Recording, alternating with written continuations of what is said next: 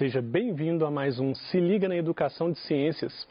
Eu sou o Bruno Galvão, temos aqui também a presença da Vânia Moreira, nossa intérprete, e nós vamos falar para você, aluno do 7º ano do Ensino Fundamental, sobre o reino Monera. Quais são os principais objetivos desta aula? Bom, eu gostaria que você, aluno, pudesse diferenciar árqueas de bactérias. Que você possa entender também a estrutura de uma célula bacteriana. Compreender os diferentes tipos de reprodução dessas bactérias e também conhecer a importância desses organismos. Então, aqui você já consegue perceber que nós vamos falar do grupo Monera e que o principal representante são as bactérias, mas vamos falar um pouquinho aqui de outros representantes também. Quais são as características principais, características gerais deste grupo? Primeiro, são unicelulares, uni de um, ou seja, são formados por apenas uma célula. São procariontes, pró de que vem antes, de cário, cariontes é de carioteca, de ter núcleo. Então, são organismos que surgiram antes de existir núcleo. Então, são organismos sem núcleo, sem membrana nuclear. E são autótrofos ou heterótrofos, ou heterótrofos, também pode ser dito dessa forma. Ser autótrofo significa ser capaz de produzir o próprio alimento. E ser heterotrófico ou heterótrofo significa que precisa de se alimentar de outro ser vivo ou de substâncias oriundas, de outros seres vivos. Vamos ver quais são os representantes, então, desse grupo Monera. Aqui a gente tem uma divisão que nos mostra eucariotos, esse grupo aqui. E os eucariotos, então, são aqueles seres vivos que têm célula com núcleo. Nós vamos falar hoje deste outro grupo aqui, os procariotos. Os procariotos envolvem tanto as árquea, que antigamente era chamado de arqueabactérias, e as bactérias. Ou seja, as árqueas e as bactérias são os seres vivos que não possuem núcleo celular. Ou seja, a célula não possui membrana para delimitar o DNA que fica dentro dessa célula. Então, essa é a ideia. Nós temos as árqueas e as bactérias. Repare que a árquea, ela está mais próxima, um pouco mais próxima do grupo Eucária, um pouco mais distante do grupo das bactérias. Ou seja, a árquea ela possui algumas características que estão relacionadas com os eucariotos, mas possui também características relacionadas ao grupo das bactérias. Ok? Vamos continuar. Vamos falar rapidamente das árqueas, sendo que as bactérias serão o foco da nossa aula. As árqueas são também chamadas de organismos extremófilos. O que é isso? Tem a ver com extremo, que conseguem viver em ambientes extremos, por exemplo, pântanos, salinas, poças de origem vulcânica. Imagina um ser vivo capaz de viver em poças de origem vulcânica, próximas aos vulcões, ou seja, capazes de suportar altíssimas temperaturas, ou mesmo em geleiras. Então, organismos extremófilos são organismos que conseguem suportar essas condições ambientais que seriam muito difíceis para a maioria dos organismos vivos. Então, as árqueas têm essa característica aí. Elas são diferentes das bactérias por questões bioquímicas, ou seja, questões químicas relacionadas às suas funções metabólicas, e elas também são diferentes com relação à sua genética. O DNA das árqueas possui características bem diferentes do DNA das bactérias.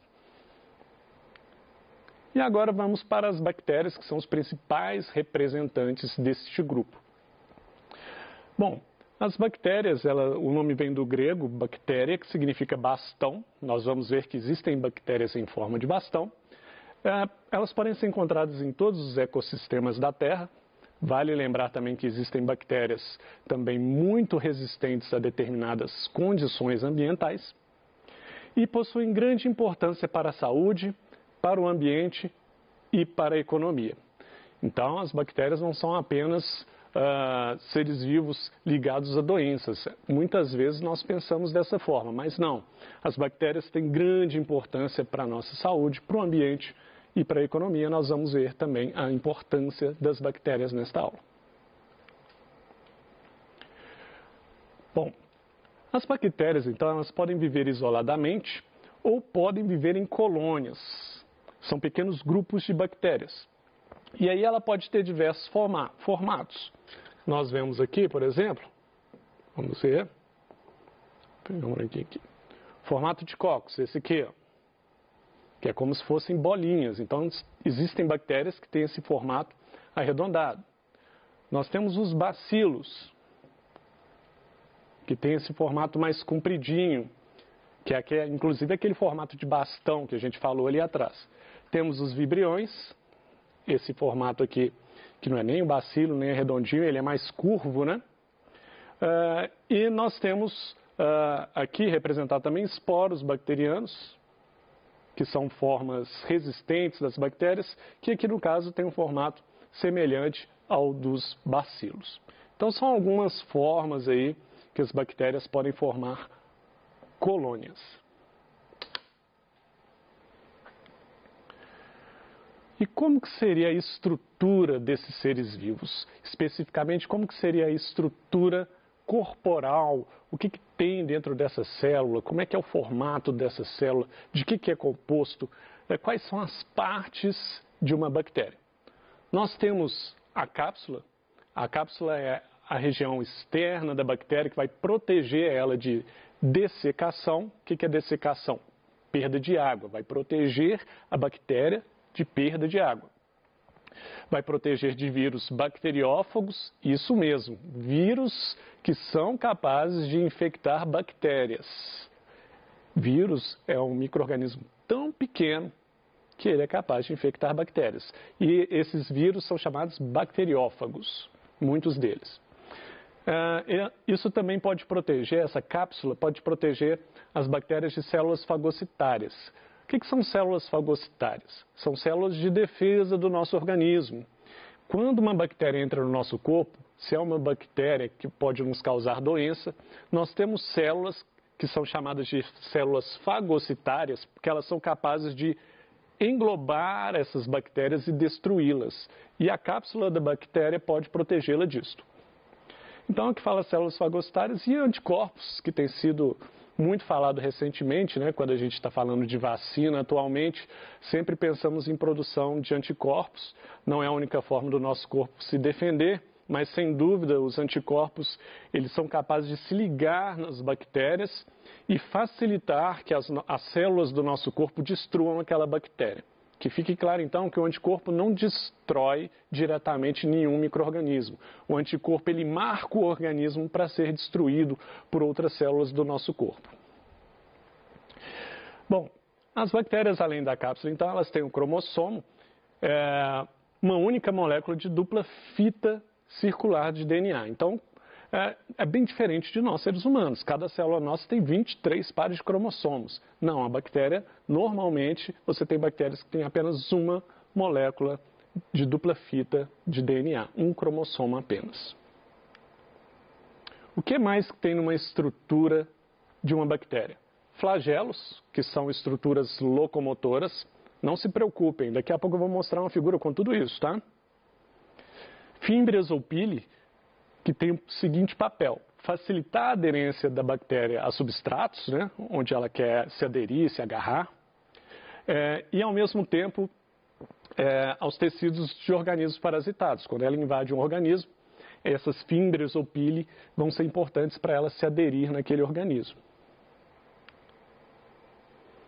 Membrana celular. Essa a gente já está bem acostumado, a gente viu em células eucarióticas, quando a gente estuda plantas também a gente fala de membrana celular.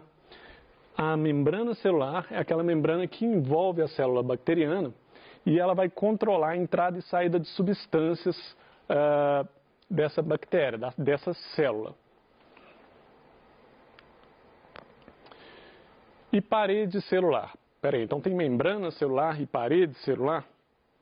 A membrana celular, então, ela tem a ver com essa troca de substâncias interna e externa. Ela também vai servir de proteção, mas a parede celular, ela vai servir mais ainda de proteção. A parede celular, ela é localizada externamente à membrana plasmática, ou seja, depois da membrana, e ela vai garantir a proteção, inclusive a forma da célula.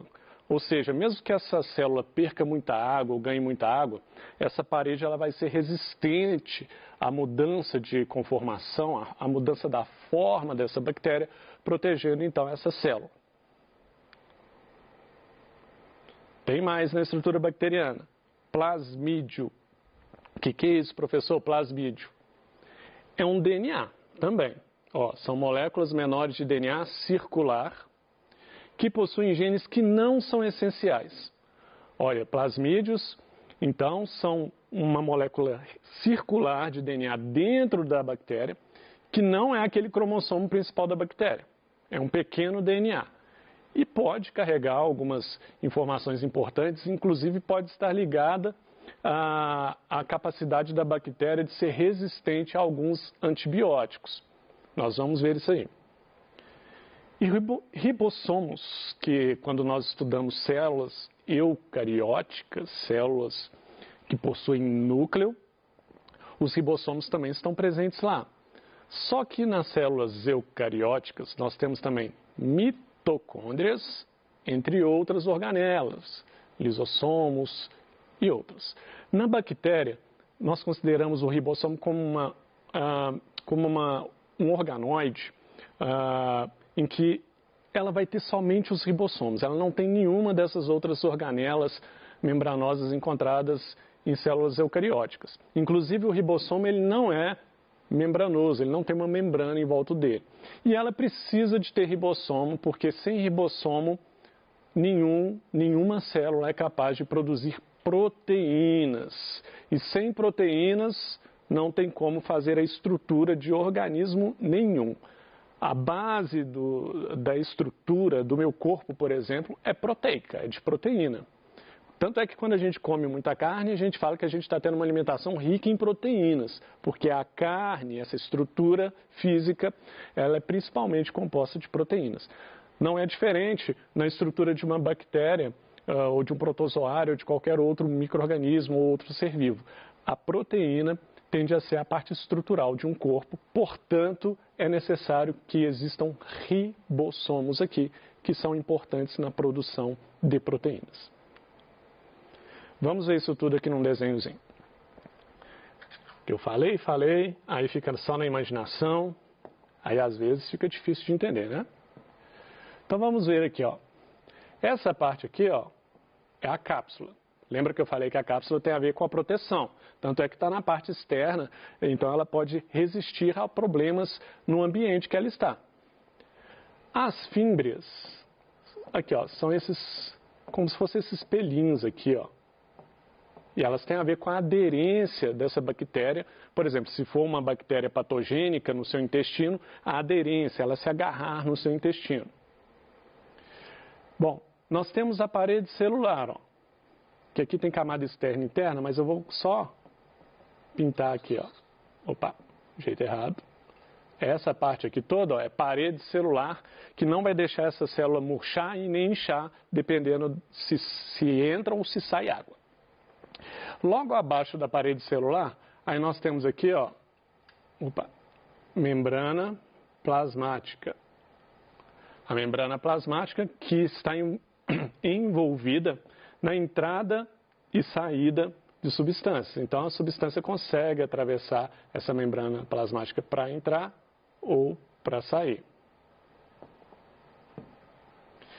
E DNA em nucleóide. Então, isso tudo aqui, ó, essa parte aqui toda, é DNA. Só que não tem um núcleo envolvendo esse DNA, não tem uma membrana nuclear. Por isso nós chamamos de nucleóide. O DNA está um pouco mais disperso dentro dessa bactéria. Essa é a ideia. Ah, sim, não posso esquecer o flagelo aqui, né? Que é uma estrutura locomotora. Esse flagelo ele se movimenta e isso vai fazer com que essa bactéria consiga se movimentar em meios líquidos, por exemplo. Ok? Tá aí a estrutura bacteriana, um pouco do que a gente falou anteriormente. Agora vamos falar da reprodução das bactérias. As bactérias, elas podem se reproduzir de forma assexuada, ou seja, sem troca de gametas, por divisão binária. Tá aqui, ó, você tem uma única célula, uma única bactéria. O DNA dela é duplicado, formam-se dois. E aí, tendo dois DNAs, agora essa célula pode se dividir em duas células separadas. A gente chama isso de divisão binária, é um tipo de reprodução assexuada. Temos também outros tipos de reprodução que nós consideramos como reprodução sexuada. Uma que se chama conjugação é que uma bactéria pode fazer uma ponte uma com a outra aqui, ó, e com isso pode permitir que um plasmídio possa ser transferido para outra. Então a gente chama isso de conjugação. É como se houvesse uma ponte entre duas bactérias e uma passasse material genético para a outra. O outro se chama transformação. Na transformação, você pode ter um DNA aqui do lado de fora. A gente usa isso muito na ciência, quando a gente quer inserir um gene dentro de uma bactéria para produzir insulina para a gente, por exemplo, na indústria farmacêutica. A gente coloca a bactéria no meio de um líquido com um monte de DNAzinho que tem o código da insulina. E nesse meio líquido, existe uma tendência da bactéria a deixar... É claro que você coloca alguns líquidos que vão facilitar isso, que vão abrir mais a membrana da bactéria e vai permitir a entrada desse DNA dentro da bactéria. A gente chama isso de transformação. E finalmente a transdução. A transdução, essa última aqui, ó, tem a participação de um vírus. Aqui eu representei um vírus, ó, agarrado aí na superfície dessa bactéria. E esse vírus vai liberar dentro dessa bactéria, deixa eu ver se essa cor aqui vai dar, vai liberar aqui dentro um material genético também. A gente chama isso aqui de transdução. São os três tipos de reprodução sexuada, mas que fique claro que não é troca de gametas igual nos outros seres vivos. Nós estamos falando apenas de troca de material genético, certo? Ok. Agora, para finalizar, vamos falar da importância das bactérias.